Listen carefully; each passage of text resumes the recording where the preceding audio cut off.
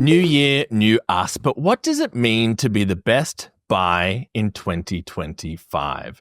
Whether you're setting resolutions to come out, find your community, crush your fitness goals, or just finally getting new bedding, I'm looking at you, Steve, we're here to guide you through it all. From Doechii's epic clapbacks to stats that prove it really is the year of the bisexual, we're kicking off the year with tips, stories, and plenty of banter. Of course, it's us, Chad and Steve, to help you make this year your most authentic year yet. Now let's dive in, you bloody beautiful bisexuals. This is Give It To Me Bi, the podcast where we talk about anything and everything from a bi plus perspective. Now, let us give it to you bi. Give It To Me Bi acknowledges that we live and work on Gadigal land. We acknowledge the traditional custodians of this land and pay our respects to elders past and present. Sovereignty was never ceded. Hey Chad, Happy New Year! Happy New Year. Happy New Year. Wrong song. Wrong song. Good remix. Thank you. I love it. That's the only happy birthday song I'll ever sing. Really? Everyone's like, happy I always birthday. sing the one from The Simpsons, the Happy Birthday, Lisa. You know that one? And do you change the name? Yeah. Or just everyone is Lisa now. Okay, yeah. It's like, you know how you can have your good Judys? I have my good Lisas. Cool. I'm so excited to be back. I feel antsy about it. Like, I'm so pumped for this year. You and I, we had a big planning day yesterday for the year, and just so excited for what's to come. Yeah, we've got a huge season 2025 coming up. 2025 season. Yeah. We were wondering, do we call these things, season 1, season 2, season 3? But no, we're just going to do we're just trucking on. We're just trucking. That's kind of the vibe of the podcast. It's always appropriate, always relevant. So you can listen to us in time with us, or you can listen as like a time capsule. But yeah, the 2025 season is upon us. And yeah, we've written our season plan. We've got our content themes down for the year. And we've got set some really kind of audacious goals in terms of what we want to achieve this year for the podcast, for kind of outside and all the peripherals of the podcast as well, to support the bi plus community. So it's really kind of exciting. At that kind of the what do you call it? The starting block, ready to jump in. Well, when we say we're aiming high, there is a federal election on this year in Australia. Let's just say joint prime ministers Chad and Steve, that has a good ring to it. Yeah, it does. Thank you. I think the current options could be improved upon, and we are here to be your bisexual overlords. So I think we're so ready for a bisexual prime minister. Come on. We are. I mean, look, there was hope for Albo growing up in the inner west, but we don't have the confirmation of that yet.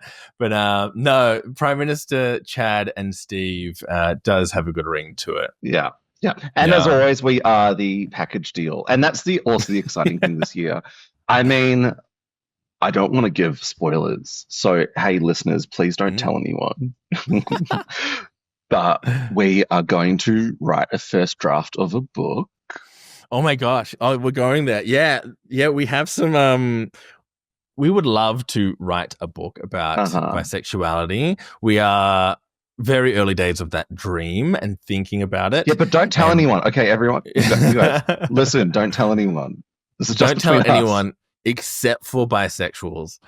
So we have to kind of dream up what that looks like and what we want to talk about, how we want to package it, and kind of structure it and frame it. The framing of a book is just as important as the content of the book, I think, sometimes. So I think the pictures are the most important thing. Exactly. The calendar that goes along with the book, the inclusion of the calendar. The shirtless calendar. Which maybe by the end of the year I'll be a little bit more comfortable being in. Absolutely. Because Chad, I mean, new year, new you. I am very much so bloody proud of you. You are on, and it's not even a New Year's. I don't know if it's a New Year's thing. I'm putting words into your own mouth. But like, I am so bloody proud of how far you've come on your health and fitness journey Thank post you. your ADHD diagnosis journey. Yes. Yeah. Thank you. It's just like you're doing the bloody thing. Yeah. You're doing the bloody thing, and you're doing it on your own terms, and you're accountable, and you're just doing it, and it's so awesome. It's interesting. I have kind of lost and put on 10 kilos every year since I was like maybe 20, right? Like I fluctuate a lot, and unfortunately, every time I put back on weight, I add 3 kilos. So I lose 10, put on 13 every year. But it's always felt like such a chore to look after my health and look after my fitness and my general mobility, all that kind of stuff. Mm-hmm. But since getting this diagnosis last year, I think people remember like early December. Mm-hmm. One, the interesting thing is, so I was also diagnosed with a binge eating disorder. I can't remember if we discussed that on the podcast. And the same medication is for ADHD, but also they prescribe it for binge eating because it's an appetite suppressant. So it's completely curbed my binge eating tendencies, which is, oh my gosh, I've never had that. The food noise, they call it, is just completely gone, which is wild. I've never had that. But it's also just allowed me to kind of use this renewed focus and this new kind of, I guess, capacity for attention and prioritization to set some new kind of baseline standards for my health and my fitness and eating. And so I'm not sure how much people want to know about it, but I started December at 132.5 kilos. I'm a big boy for those listening at home. I hide it well sometimes, but depending on the photo, maybe not. But I weighed in this morning at 119.7 kilos. Wild. So I've cracked the teens, which I'm very excited about. It's been a very quick drop, which Steve has reminded me is pretty sensational. It is, though. Like, I'm trying to maintain the routine of it all. That's kind of the goal, is to make it a sustainable fitness, mobility, health kind of program for myself. Yep. You just keep trucking on. And the result, it becomes like a self-fulfilling prophecy as well. As someone who has gone through a similar journey, different context and everything, but, from being in the 120s of kilos and obese down into, 82, that's what, 50%, adding 50% of my current weight onto myself. I know very well just like how difficult it is, but it becomes this incredible self-fulfilling sort of journey because gains beget gains, as we say in the gym. It was interesting. So I had to get a blood test for the ADHD thing, and they picked up that perhaps I could have a fatty liver or like some, and what it's an issue with my liver, and I don't drink all that much. And so I was like, oh, okay, I really need to like do something about this. And now that I'm a dad, I have a different, I guess, priority. It's not just look hot. It's make sure I'm available for my child through now to play, but then throughout life, so that we have a long life together. So I think the motivation is there, and turning that into a habit is the goal, really. Yeah, absolutely. And very rarely is the motivating. Being a hot isn't a terribly good motivating factor. Like for me, it was just after my HIV diagnosis. It was when I was going through substance abuse issues, and just like the strongest thing that I found for my own accountability was my health and fitness, and just to focus so hard on that and make my goal just to be a better version of myself and a healthier version of myself. And then, if you end up looking good, then that's a side benefit. Yeah, but, and I think a part of it is that I'm learning to shed a fat phobic mindset that I've inherited my whole life. I've been overweight my whole life, and I have these biases about fatness, and it's stuff I'm trying to unlearn about myself, about other people. I've done a lot of work unlearning that stuff about others. But I think you really start to embody it when it's about yourself. So I don't tie thinness to beauty and attractiveness in an active sense, but I'm sure it's there subconsciously. So trying to decouple all those things while also recognizing that I've been socialized a certain way is tricky sometimes. Yeah. As you heard in the intro and also in our little chat, everyone, we are discussing this time of year, New Year's resolutions. New Year's resolutions. Love them or hate them. You can't avoid them. And it's funny, like, you and I think in both of our resolutions, we'd already sort of put them into place. And like the way that I look at resolutions is what are things that I'm already doing that I can improve upon, that I can just keep going with. I like that. Because it's something I've already sort of got in the system, in the tank. And then, how can I reinforce that and do even better at it this year rather than, learning a whole new trick? Because these things, my outlook again, it should be organic, really. There's like people have mixed feelings about New Year's resolutions, the same way that like people have mixed feelings around Valentine's Day. I don't need a day to kind of make this person feel special or whatever it might be. However, I think I've kind of come full circle. I kind of like a New Year's resolution because our life exists in these cycles, in these kind of stages. And I think it is, you can absolutely do it at any time of the year to go, you know what, I'm going to focus on this or prioritize this or whatever it might be, set some goals. But there's something about a new year, especially after a holiday, where it's like, you know what, maybe I can use this energy, this momentum, this kind of goodwill from like the festiveness of the season to push into maybe some new habits, maybe some goals. Creating a new habit takes time. They say it's like 66 days or something like that to create a habit. And if you can get a month in, you're halfway there. And so like if you can use that, then the momentum can start to kick off. And so I'm kind of into it. I'm happy to honor the cycle of the year and it exists. Yeah, exactly. It exists. And it's structural. It's huge. It's. Yeah, for sure. And people, we were talking yesterday about like what are the most common resolutions that people have, and I mean it probably won't surprise people that like exercise more is the top of the list every year, and like losing weight, eating healthier, all that kind of stuff. That's usually like right up the top of the New Year's resolution list. So Steve and I are kind of on that track. Steve's been on that track for multiple years. It says a lot about us, about society, that those are at the top. I really want people to succeed in it. Like I really want people to do well in it and follow through with it and set up those, like the entire structural things in their life to make those things happen. And I feel often sometimes when it's put into a resolution, a New Year's resolution, that it's sort of a tick off thing rather than like, let's embody it thing. So one thing you and I will be discussing, one thing you and I will be discussing is how, later in the episode, is how to have the accountability to follow through with them. Having your SMART goals, celebrating the wins, and of course, giving yourself grace in these things. But, whatever we can do to support our listeners as well in achieving their goals, I hope we can do that this episode. I think it's interesting with the common resolutions. Like, so is that one, there's like money, people used to have money goals, people have like learn a skill or a hobby, and it's usually to maybe like have a career opportunity or get into something that you love or a passion.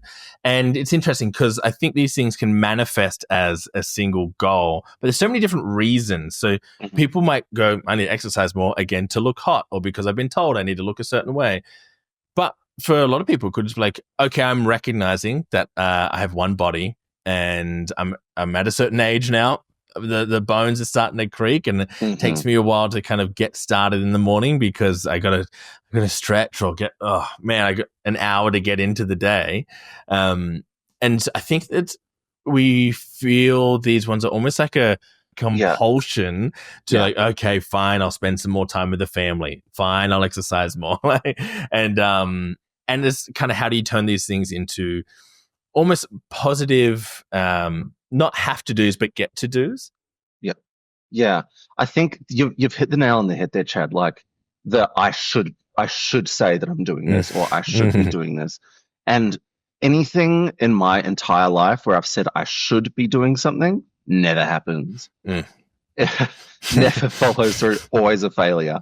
The only time I've ever succeeded in doing anything that I've set myself out to is when it really needs to happen. When there is just a real deeper motivation. I agree. I'm kind of the same. I think, again, I'm kind of looking back over my life with a new mindset at the moment. Like, oh, has that actually been the case, or has that been an ADHD thing where like the dopamine or the motivation wasn't there? Because I've done versions of the same resolution multiple years in a row, even sometimes. Why didn't it stick that year? Why did it stick another year? Like my phone, if we're talking about fitness, is littered with before photos. And I was joking with a friend recently that like I look at some of those before photos and I wish I was that size, or I wish I looked like that now. And it's like, oh man, that stings a little bit. Or a photo you've looked at yourself previously, man, and went like, oh gosh, I don't look the way I want to look. And then you look back at it and go, oh gosh, I look fucking great there compared to where I am in my old age of 33. Can be a bit of a wake up call, but I think it's kind of giving grace to yourself. There's no right way, right time, right place. It's whatever suits you in your life and your circumstances. We've got some fun like pop culture and news and updates to chat about in the bisexual kind of universe. So here's the really cool one. So did you all see Doechii on The Breakfast Club? I did see clips of this. Yeah, epic. So Doechii was on The Breakfast Club radio show / podcast. Doechii is a rapper, female rapper from America, absolutely smashing it, like 3-time Grammy nominated, like really, really good stuff. Absolute icon and bicon. So she's bisexual herself. Love her. And she was really pushed back on this radio program about dating bisexual men. And so some of her songs, or at least one of her songs, has alluded to bi men.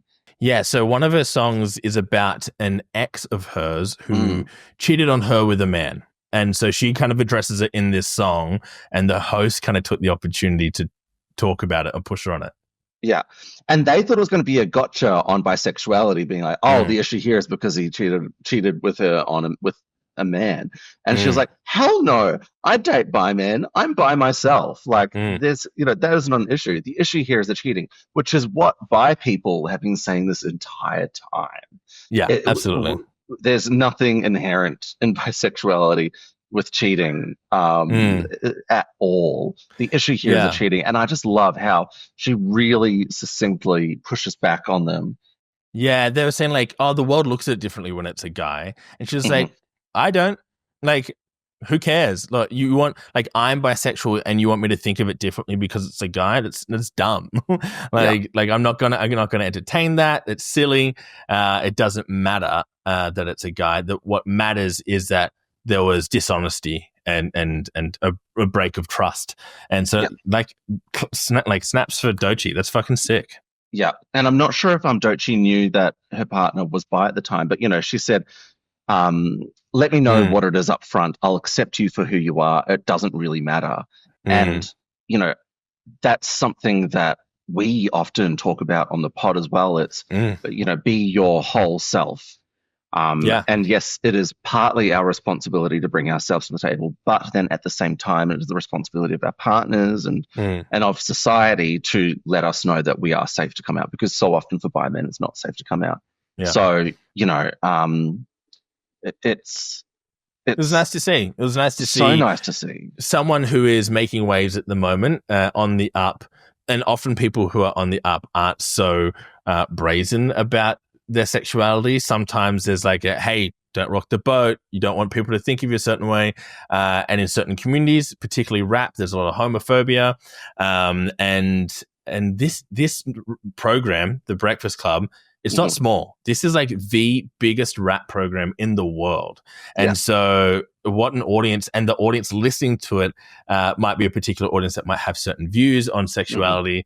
And also another thing is like awesome representation for not just by men, by women, but people of color who fall into those categories as well. Absolutely. Because we know we've got friends who do a lot of work in this space. There are so many Black bi men and women who are so often not represented in the news or in the media. And it was just cool that even though there was going to be a gotcha moment, and although the topic is inherently negative because of cheating, that at the end of the day, the narrative was, I don't care about the bisexuality is not the issue. And it's like, that's cool. What you spun this potential shitty narrative into like a really solid validation of bisexuality. And so snaps for Doechii. That's sick. And just, she said full-throatedly, I date bi men, and that she loves it. And it's so rare that you hear someone in pop culture, in the public eye, say that. So it was such a win. Another cool thing that happened in the media was on Queer Eye. So the latest episode of Queer Eye dropped this month, and we love Queer Eye. Well, I love Queer Eye. My partner and I watched it since it came out. And Anthony Porowski, who is the foodie on the show, is out as bisexual, but it's very rarely brought up because they very often talked about as a unit, the Queer Eye cast. Often it is assumed that Anthony is gay, and I see a lot of articles saying that Anthony is gay. But on camera in one of these episodes, JVN and Karamo, they pick up these guitars and they're just pretending to play and ad-libbing some lyrics, and they say, Anthony, we love Anthony, or something like that, and we love the bisexual. And then Anthony responds like, oh my gosh, I love representation. And it's so cool. Queer Eye is one of the biggest shows in the world. It is definitely one of the most positive representations of queer people on mainstream media and mainstream networks. And so it's just so cool to to honor him and to see that in the moment, he really responded to it. It was very cute. Yeah, that's awesome. Hopefully in the future, like in the media or on social media where people are referring to that group, they're not referred to as a group of gay men. They say a group of queer men or gay and bi men. Like, that'd be awesome for visibility. And especially because JVN is non-binary. Yes. So there's a few reasons not to refer to them as gay men. As men either, Yeah. The cool thing about all this kind of representation in the media or just in life is we saw an article at the end of the year from Cut, who named 2024 as the year of the bisexual. So snaps for the bisexuals. Absolutely. We love that. Good on you all. Hey, look at us. There's some cool shit out in the world for the bis at the moment. A few movies. So I watched Love Lies Bleeding this week, which was it came out last year. Ooh, absolutely bonkers movie. Woof. Great. We love Kristen Stewart. The bi character in that is interesting, but I'm like I've declared previously, I'm here for both positive and perhaps tricky and sticky representations of bisexual people. I want the full run of it. I don't just want sickly positive representations. But there was a bunch of good movies, TV shows and hacks and all that kind of stuff. And so it in media, it really was the year of the bisexual. We lost a few to the lesbians. Yes. There's a leak in the pipe there sometimes. I don't say that as that sounds kind of negative. I'm all for there's so many different pressures on women. Yeah. I celebrate anyone who's embracing their full self. So it is exciting. Sure. Who do we have? We had Billie Eilish. Now. Yeah. Hell yeah. Good on you, Billie. Oh, is the chicken shop date chick bi? Of course. Bisexual, yeah. I mean, it makes sense. She's on the show dating everyone. Yeah. Yeah, love it. Love to see it. She's awesome. I love Chicken Shop Date. Have you seen the Cher episode? I've seen snippets of the Cher one. I haven't seen it. So on Chicken Shop Date, she's asking Cher, she's like, "Do you believe in conspiracies?" And she's like, "Well, I don't know, depends what." And they say, "What do you believe in the Loch Ness monster?" And she's like, "No." And she's like, "Do you believe in aliens?" And Cher's like, "I don't think all the data's in on that." And then she's like, "Do you believe in life after love?" And Cher just bursts out laughing. And she's like, "I do, but it's rough." It's so good. I love that. I need to watch the full episode. She is fantastic. I think she's so funny. She's fantastic. Yeah. Oh no, we've got Doechii.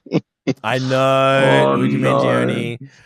Apparently a school friend or something, or a school acquaintance notified media that they were bisexual as well.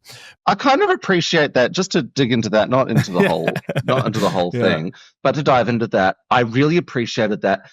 Normally, when someone in the public eye has been exposed to have had relationships or relations with, if they're a man, with other men, the immediate reaction is to say that they're gay. But that hasn't happened once with him.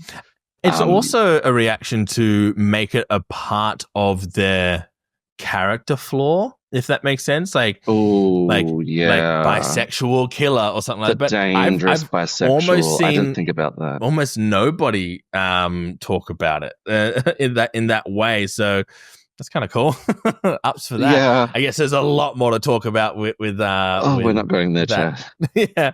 But yeah, so 2024, apparently year of the bisexuals. I think you and I are declaring this year the year of the bisexuals. Well, I mean, every year is going to be, babe, this decade is going to be incredible. There's some cool stuff happening this year, particularly in Australia. We are talking new studies that are coming out. We're talking the census is a big one for the Australian population. So if those abroad don't know, we hold a census every 4 years, 4 or 5 years or something. Years.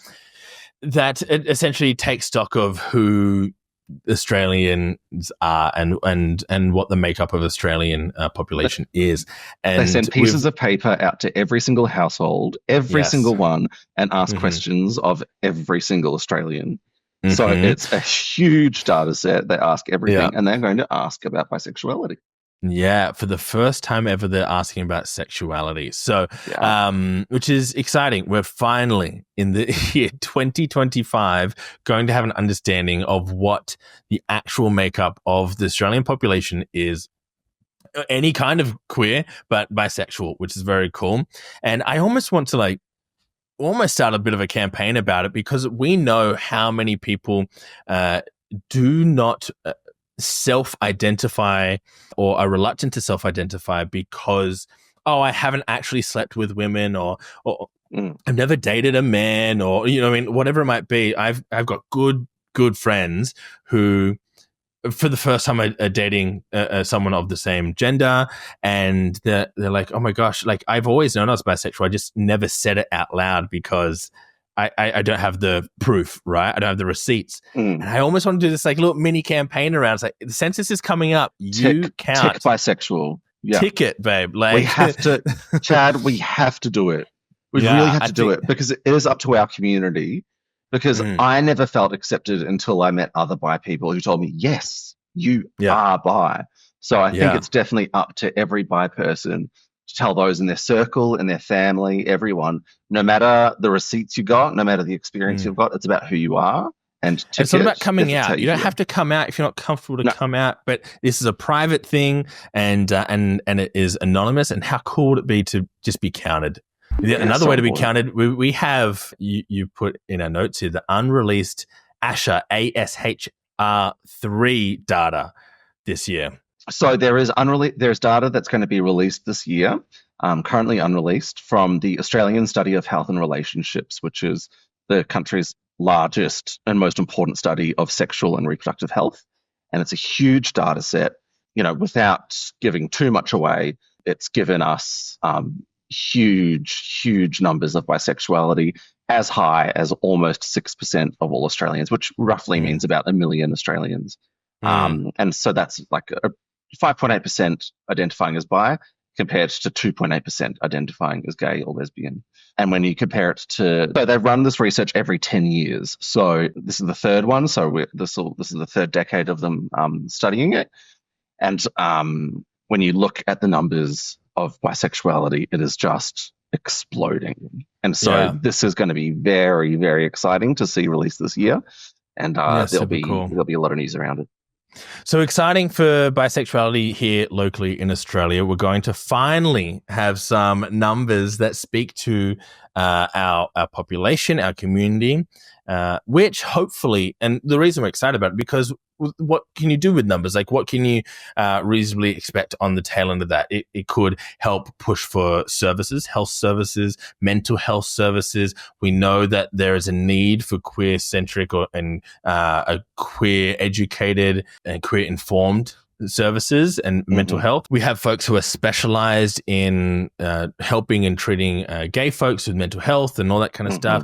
It would be great to have some intentional resources provided for bisexual people. And this goes into so many other areas as well. We know that homelessness and substance use and intimate partner violence affect our population, but we don't know the size of the population. So if we can tie those things together, we can start to have a really good number on how many people are affected, and then how can we petition for resources and ask for that kind of stuff from our governments or from our agencies, which is very exciting. And also, it's just affirming when you know that, like, 5%, 6%, whatever, 1 in 20 people are like me. That's amazing. Like, it starts to become very tangible to say, I am normal. I am not that out there. My existence isn't insane. And it's about telling not just ourselves, but other people that we are not insignificant. We are significant.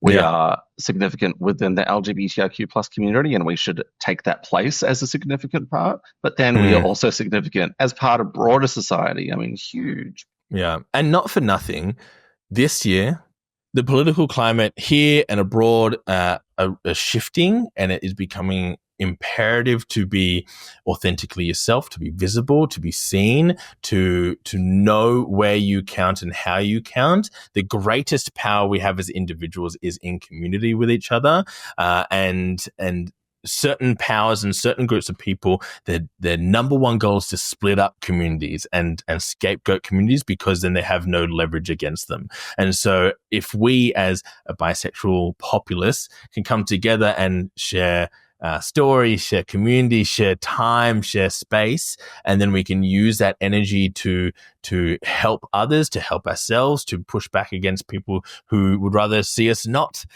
take up space. We really do have power. So it's exciting. And so that's why I see 2025 as the year of the bisexual. I feel like it's been tinkering along. We're starting to see like a little bit more representation, a little bit more data, a little bit more things like that. And so hopefully we can take that momentum into this year and actually like make some change with it. Yeah. And see who else comes out, who else is brave enough to put themselves out there, and it's up to us all to embrace our bicons and lift them up and make them feel part of our community. Steve, how do we be the best bi in 2025? What does that look like? What are we talking about? How do we live authentically in 2025? By wearing a hat that says begging for a peggin. Yes, for those listening and not watching, Steve has a history of wearing merchandise that celebrates the act of pegging, which if you listen to our episode about pegging, you know all about. And he was very, very excited to send me a link to a very, very dodgy website last year. So dodgy. He found this hilarious hat, this flatback hat, mind you. Look at this. Which reminds me of primary school, which feels inappropriate somehow. And the hat says begging for a pegging. Actually, it says begging for a pegging. Begging for a pegging, babe. We're not wasting time. We're getting down to it. I wear this to the shops. I wear this to the gym. I wear this on my walks. Most people don't notice, but when they do, it's on. It's on like Donkey Kong. It's like, I know, I see you. I see you see me. Actually, I went to my local health food shop and I was buying my stuff, and the guy, I've known him for years, he was like, "I love your hat. You and my mom have a lot in common." I'm like, "Whoa, What? that's a lot of info." What? He's like, "Yeah, my mom would love that hat." I'm like, "Wow." Ooh. Totally fine for mum to be into it, but why do you know? Absolutely. Well, yeah, so begging for a pagan. Pagan sounds like, Steve, is at the top of your list this year, your resolutions list. It's been up the top top and bottom for many years. So it doesn't need to be there this year. No, look, my I don't necessarily do resolutions. I just sort of reinforce in myself every year what I'm doing well, or what I'm already doing I want to do better. And it's sort of like my first one is around my fitness. It's been ongoing for a few years now. My resolution really, like around this time of year, is when the Facebook memories really come up. So like all the holidays and all the partying and all that sort of stuff. And like looking back, and you were talking before about the before photos and everything. And so all of my before photos come up, and it's sort of where I go, all right, like, and especially this time of year is a little bit difficult because I'm in the middle of competition prep, and it can be really taxing on both my physical and mental health. And just there are days when everything's just too difficult. And sort of when these memories come up and from years gone by, you sort of go, okay, kid, you're doing well. You're doing well. Stress less. Keep going. It's a nice time of year to sort of reflect on that, especially when it's sort of a bit more difficult because I'm in the middle of really hitting it hard. I like that you said that. I feel like so much about resolutions is always like looking forward. But I really like the sentimentality of taking stock, right? And looking back and seeing how far you've come, because almost nobody can say they have not moved forward in some capacity. And I think we get to this point and we look at all the ways that we're failing, look at all the ways that we lack, look at all the ways that we've fallen short, and go, fine, I guess I'll do this. And you kind of like shame yourself into making a resolution or making goals. When like, hey, give yourself some grace.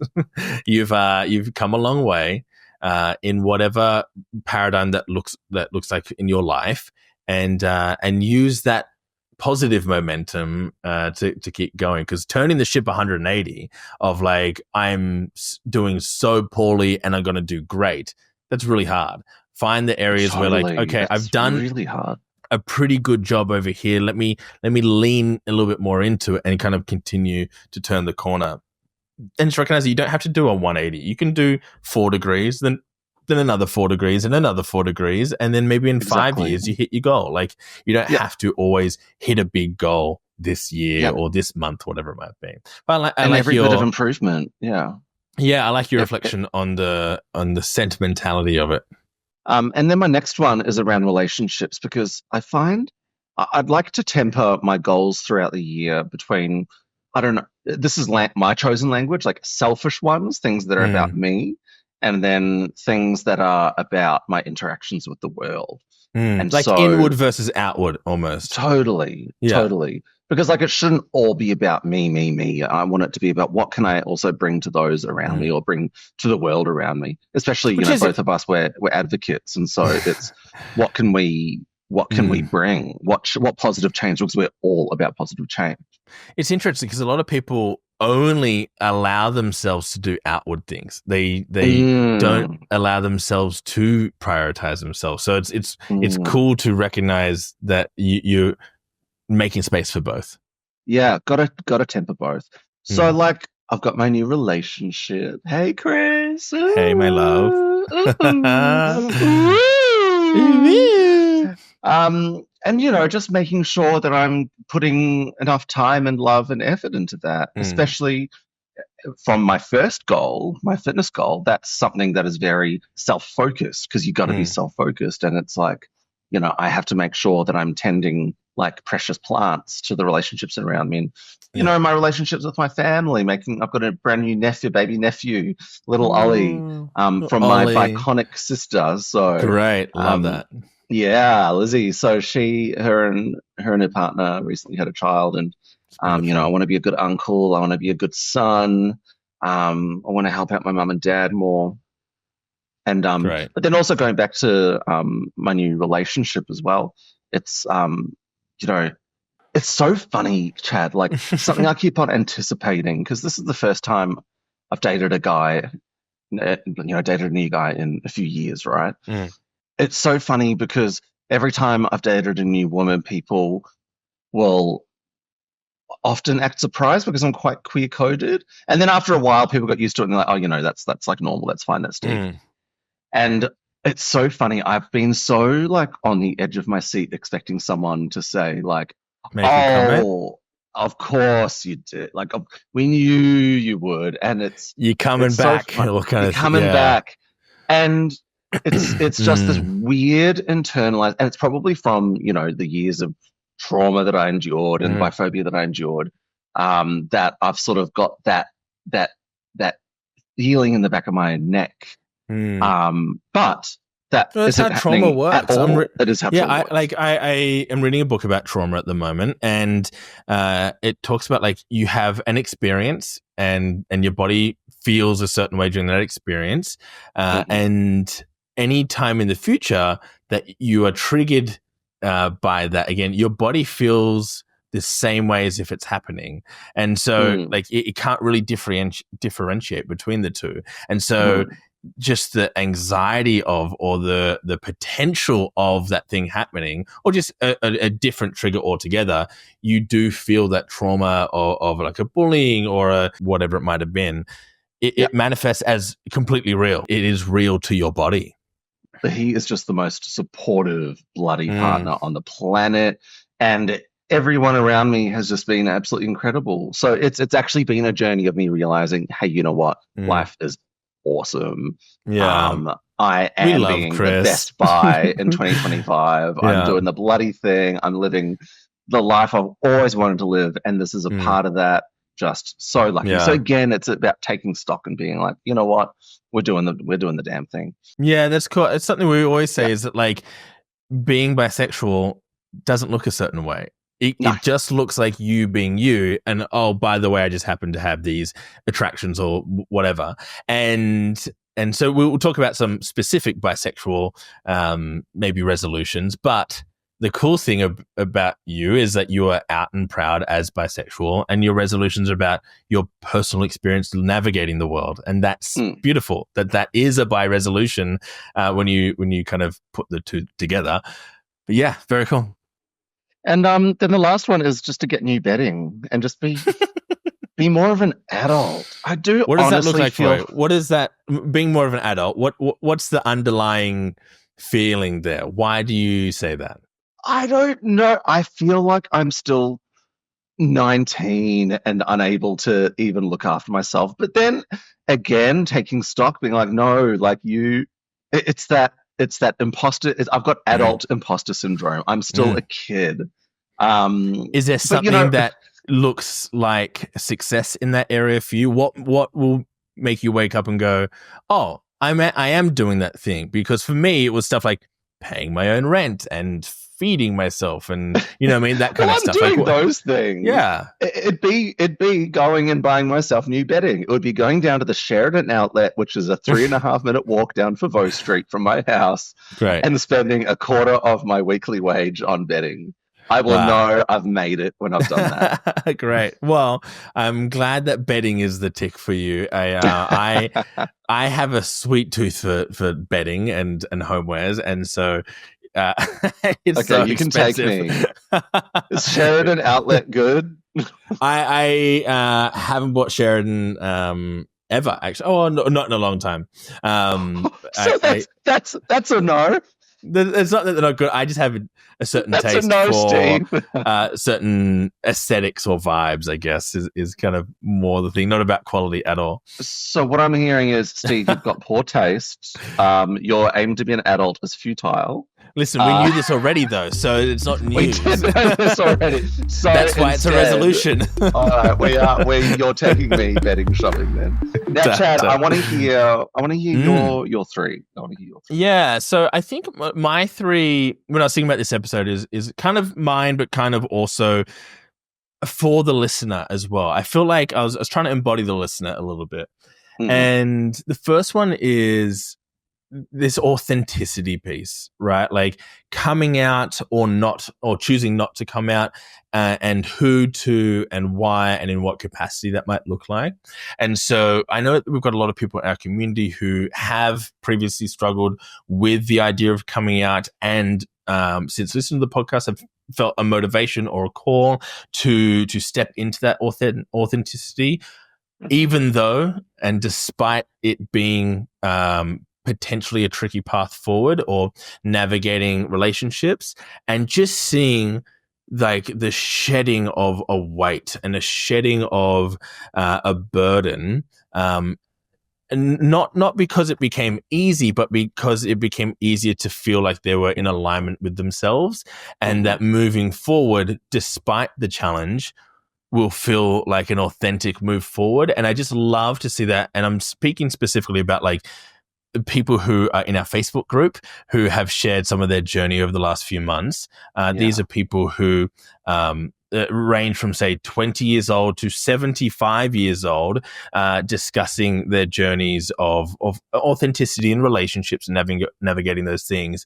And just so cool that it doesn't matter your age, doesn't matter your experience, that there is almost this magic in this alignment of who you are and the alignment of how the world knows you to be, and you can start the closing of that gap. Like, yes, the world may or may not accept that. Yes, the world may or may not have preconceived notions of what that might look like, and understanding of your truth, but you can take that first step and take.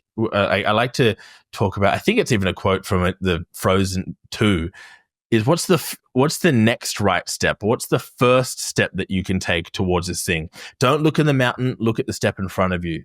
And then once you take that step, what's the next best step from there? And so, yeah, I would love this year, even for myself, who am I letting in? Who am I sharing my story with? Who am I sharing my truth with?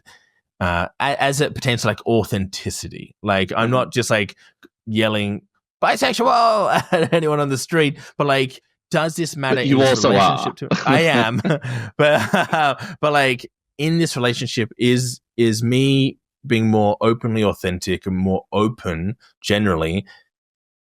Could this help our communication? Could this help our relationship, our intimacy, our understanding of each other? So I think that would be a wonderful resolution for myself, but also I know that there are people in our community that would love to step into that as well.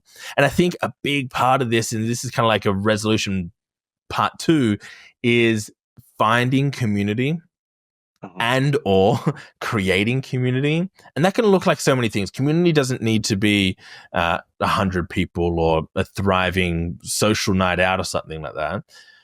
Back when I was in church, and was a Bible reader, there was this idea of wherever 2 or more people are gathered, that's where God is. And I'm not a religious person anymore, and we've spoken about that previously. But I loved that idea, though, that like it wasn't about the church as a physical location. It was about wherever people are having connection, that's where God or the church is. And I love that for our community. Wherever 2 or more people are, that's community. You don't need to go to the big dance party that you may be uncomfortable going to. You don't need to be on the float at a parade. You could be the person on the sidelines. You could be watching at home and maybe have a watch party. You could start a Facebook Messenger group chat with some people that you know that might be bisexual, and just lean into like cultivating and nurturing a community for you that feels good for you, that feels good for them. And what we have found is the more we've lent into the organizing, the more like it kind of comes back at you. Like sometimes, well, at least I know for you and for me, it was hard to find a bisexual community for a long time. but you kind of taking that first step, you start to see others kind of put their hand up as well and say, oh, hey, over here. And you're like, oh, yeah, me too, over here. And you find each other, but you have to take that step. And I think maybe I would encourage a resolution this year around finding and or creating some community for yourself. But it doesn't have to be the already established communities that are out there. Often they don't look like you, or often they don't look like what you are needing. What does that look like for you? What makes you feel good about that? And lean in. I was going to say, on both the authenticity and the community points that you've made, I'll say something controversial yet brave, in that there's no right time. The right time is right now. But if it's not right now, it's another right now. But do it. The challenge I've always had is waiting for something to be perfect before doing something. Nah. And the thing is, you set yourself up to fail because there's no such thing as perfect. So you delay and delay and delay. And it's hard because these can be potentially hard topics, ideas, and the consequences of being out or being visible can, for certain people in certain parts of the world or certain life circumstances, can be very challenging. However, I just know that how many times I've looked back and just wished I did something sooner. Yeah. Man, I wish I just told this person sooner. I wish I started that hobby, that skill, that job, that whatever sooner, so I could feel. Then now, today, I might have 2 years under my belt. I might have 10 years under my belt of being a confident person living authentically in my bisexuality. If you feel compelled, I feel like you'll be listening to this now, and there'll be something aching in you, there's a twinge in your brain. I'd urge that person, step out and try it on, see how it feels. I've always said on my own journey, I'm not here to sit in life's waiting room. I'm here to live life. Yeah. And as soon as I made that decision to live life and stop sitting in a waiting room, that's when things got real good. There is a big piece, I think, as well, around advocacy and resilience. I think our community is so wonderful, yet very disparate and very disconnected at times. And with, again, the political climate the way it is, and attacks on our community and different things regarding, say, like social media or policies and all these different things, resilience will be a big part of our 2025, coming together to push for social change and to support not only our communities, but our siblings in other communities, whether that is gender diverse, whether it's people of color, whatever it might be, our community, it's the same fight. It's the fight for equity and equality and for recognition, and coming together as a community is really, really powerful. So I always urge that. That's a big one for me. So it's so important at the moment to be able to live through resilience, because that's sort of a period that we're entering into. Resilience is such a beautiful yet horrible concept. It's something we talk about in the HIV community a lot. It's like, I wish we didn't have to be resilient, but we have to live with the cards that we're dealt in life. At the end of last year, we mentioned a study which I found really fascinating around the topic of resilience, because when I was becoming a father, I asked other fathers, what's a value you want to instill in your children? And for me, my biggest value I wanted to teach my kid is empathy. I think it is just the most important thing you can teach somebody. We exist as a people. We thrive because we are in community. That is when we thrive. And empathy is the heart of that, the core of that idea.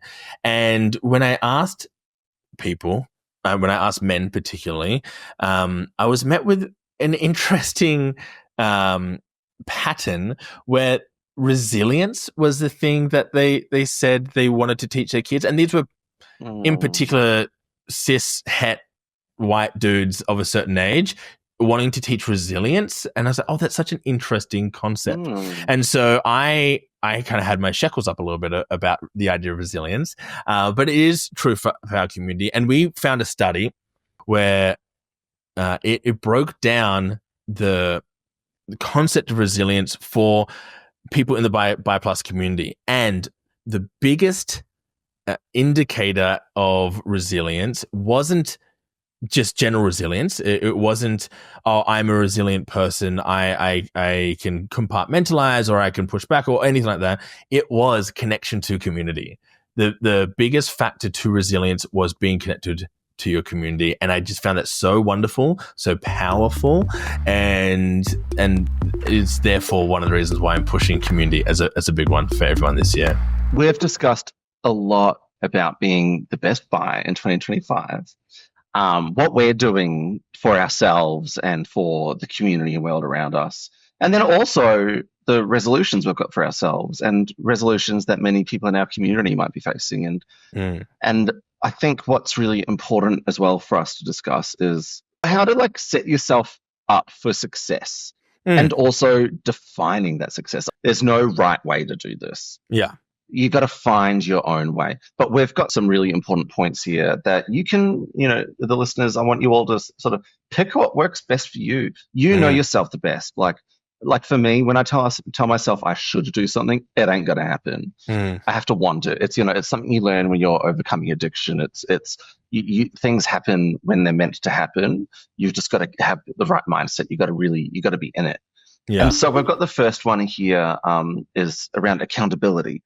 And more specifically, accountability partners, which I think is a bloody awesome concept. I've always struggled with accountability partners because I'm such I would do it myself, and I'm challenged by that sometimes. But it is the best example of this for me is you for this podcast. I have tried to do this, or a version of this previously. And guess how many listens it had? 0, because it never got off the ground. But you being my accountability partner for this was cool, let's fucking go. Let's do this thing together. And so it's interesting to see how some of these things might work in certain circumstances and not in others.